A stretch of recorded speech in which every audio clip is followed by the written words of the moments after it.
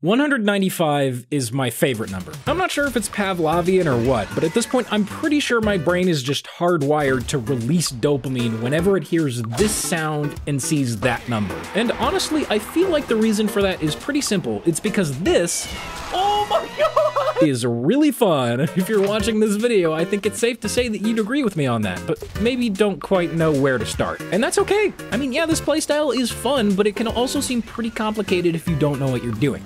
So let me just cut straight to the chase. You want to know how to Trolldier? This is where you start. As you probably guessed from the title, Trolldier is a playstyle primarily centered around the Market Garden, an unlockable melee weapon for Soldier with which we'll be using one specific stat.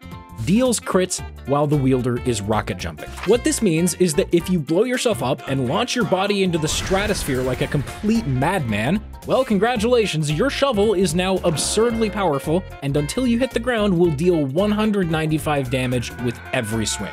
Now, normally when you rocket jump, you would damage yourself. It's a trade-off that you give for that mobility. But we're also going to be sidestepping that health cost by using another one of Soldier's unlockable weapons.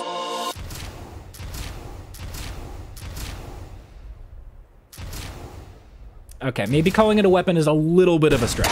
The rocket jumper is a primary replacement for Soldier that functions exactly like the stock rocket launcher, except it does no damage whatsoever to enemies or to the user. Originally, it was meant to be used as a training launcher so that new jumpers could practice without blowing themselves up every 5 seconds, but we're essentially going to be abusing that to fling ourselves across the map at warp speed, power up our comically large spoon, dive bomb right next to somebody, and hopefully kill them right before we land.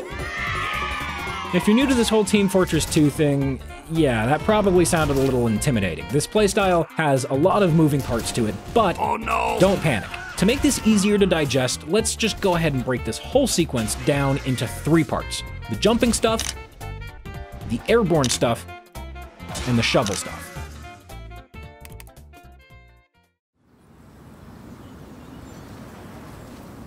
Hello again. I'm fast. I'm so fast, you couldn't even comprehend how fast I am. Okay, first things first. In order to power up our gardener, we need to rocket jump. To do this, start walking, look at any surface, then jump, crouch, and shoot all at the same time. And that's it. That's a rocket jump. Yeah, well, actually, crouch timing can vary if you're using specific techniques like C-tapping and No. Okay, don't listen to that guy, okay? If you're just starting out, don't worry about any of that complicated shit, all right? For now, all you need to know for the timing is to just do them at the same time, okay? Okay, now after you press those 3 buttons at the same time, let go of W. This is because of something that I'm gonna explain later in the video, but for now, just trust me. Don't hold W in the air. Ever. Seriously, stop it. Well, actually... Once you've got this basic motion down, we need to start controlling where we go with the jump. This is actually the most difficult part of Market Gardening. The hard part isn't swinging the shovel, it's rocket jumping next to them so that when you swing the shovel, it actually connects. You aren't exactly aiming a gun at the enemy gamers, it's more like you're aiming your entire body. Nice throw! So let's talk about rocket placement. Where and how fast you fly when you rocket jump is primarily determined by where the explosion happens relative to where you're standing. What? So to keep things simple, let's just look at it like this.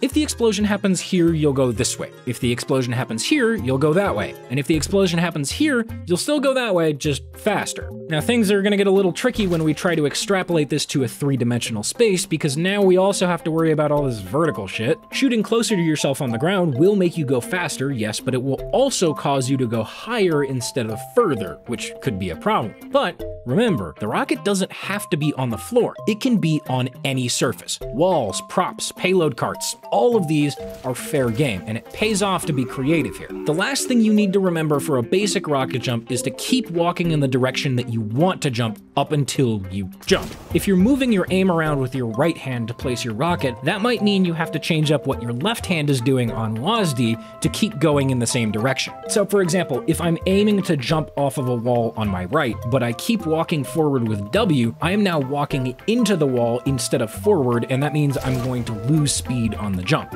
Instead, what I would want to do is swap to pressing A as I aim at the wall. So this way, I'm now strafing to the left along the wall, and I'm moving in the same direction that I'm trying to fly as I jump. Fuck Yes, dude! I know this is a lot of information to digest, and a lot of what I'm talking about is gonna take some practice to get down. But unfortunately, this is a multiplayer game, and as you might have guessed, you aren't going to be able to practice very effectively if there are people trying to kill you.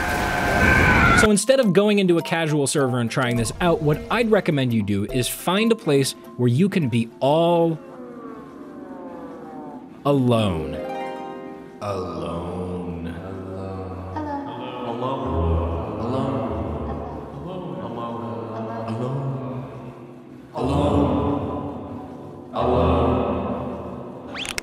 Specifically, fire up an offline listen server. To do this, make sure your developer console is enabled. You can find this by pressing Advanced on your options menu. Then open it up, type map space, and then any map you feel like practicing on. For this example, I'm using my go-to PLR_Hightower. To make things easier, I've also enabled cheats with SV_cheats1, and I have bound my mouse one to also refill my health and ammo whenever I fire. And now you can jump around and practice to your heart's content. One practice method that I like to use is I pick any destination on the map and then I try to rocket jump such that I can consistently land there from a few different places using a few different kinds of jumps.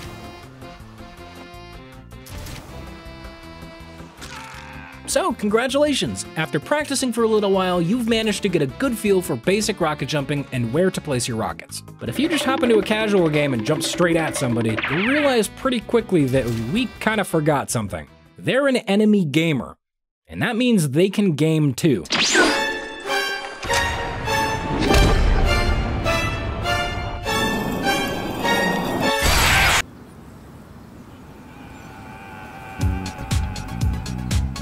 So we're in the air, but we're not quite done yet. There are 3 big things you need to do in this part. And the first one is not only important, but also probably one of the most useful skills you can even learn for any advanced movement in TF2. It's called air strafing. Even if you don't end up committing to the whole Trolldier thing, it'd still be in your best interest to learn how to air strafe, since it's a skill that's usable on every class. It essentially allows you to control your movement while in midair, which can let you dodge projectiles, turn corners faster, and even make some pretty crazy escapes.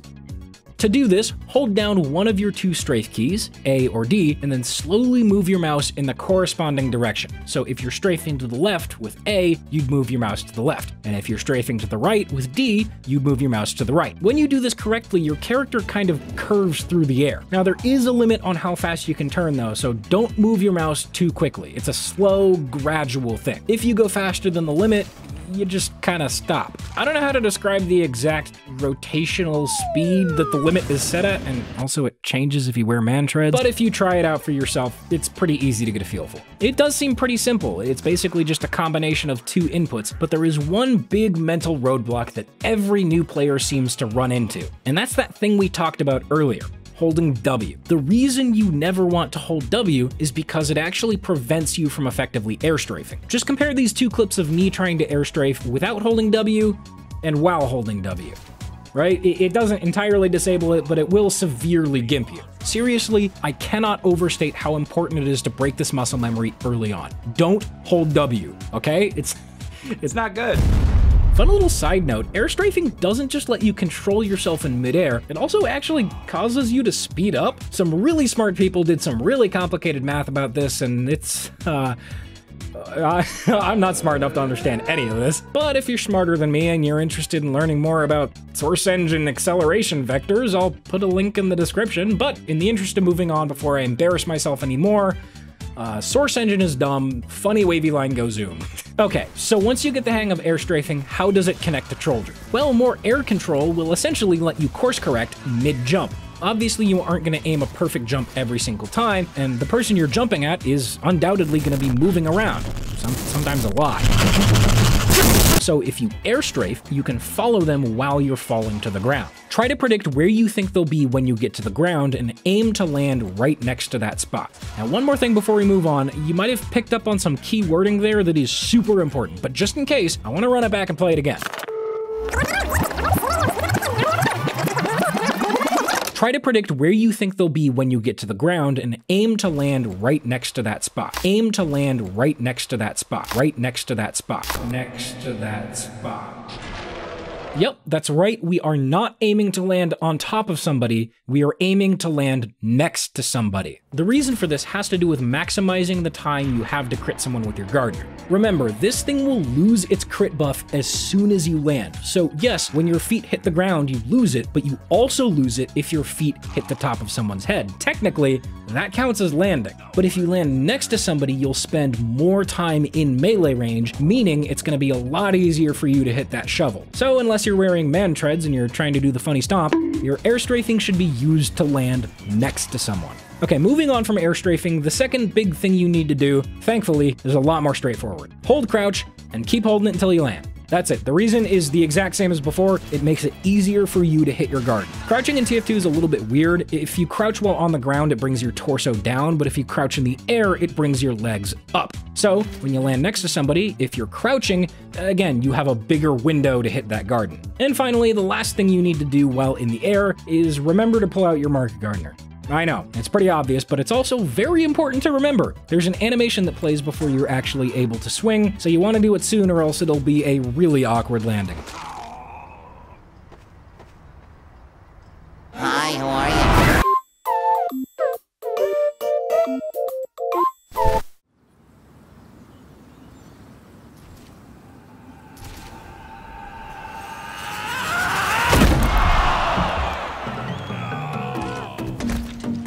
Congratulations, you got to the fun part. And as it happens, this is also the easiest part. All you have to do at this point is hit the target after you get in melee range, but before you hit the ground. You are going to have to swing a little bit early, but this really just comes down to timing. There's a quarter-second delay between when you click and when your melee will hit something, and once you get a feel for this, it'll come naturally. Also, quick side note, you might have noticed that the Market Gardener has a stat that says it reduces its swing speed, but this actually affects the recovery time between the swings and not the actual swing itself. The first swing is just going to be the same as every other melee, so just don't even worry about it. Now, if you did all of this correctly,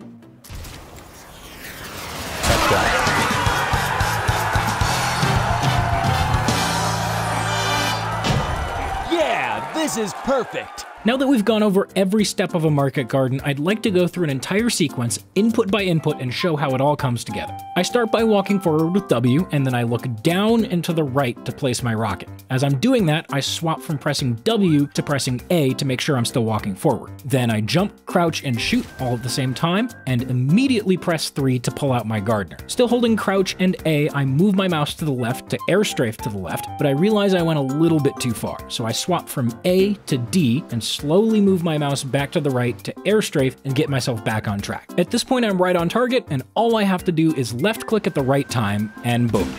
There it is. I'll go ahead and play it back one more time at full speed with all the inputs on screen.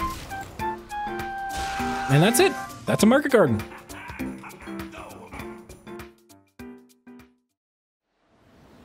I got a good feeling about this. This playstyle is undeniably fun as hell, but it also requires a lot of practice to get the hang of. So here are a few practice tips that really helped me out when I first started. Using an offline listen server is fine for getting the basic jumping motion down, but if you're looking to try out some more advanced stuff, I would suggest you check out Jump Academy's servers. Just type Jump Academy into your server browser and they should pop right up. This isn't sponsored, by the way, their servers are just really good. They released a new map a while ago that covers practically all skill levels of rocket jumping, all the way from basic air strafing to completely insane bullshit. Like, to put it in perspective, what you're seeing right now is one of the medium courses. I can't even make it through the hard ones myself, it's crazy. Suffice to say, it has a little something for everyone. If you're looking to get a better feel for the timing on your market gardener though, try out TR Walkway RC2. It's a custom map where it just spawns a bunch of bots walking in a straight line for you. You can customize just about everything about the map, and it's a great environment for just getting the hang of handling your shovel. And even if you can't get the hang of it right away, don't worry. I know it can be a little discouraging, but like, this shit's hard, man. I can't even tell you how long it took me to land my first garden. It's because I lost track. It took a long time, okay? It is admittedly a lot of effort for something so silly. But, in my opinion, that dopamine rush is totally worth it. If you keep practicing and you put in the time cultivating your garden, you'll be farming those kills in no time.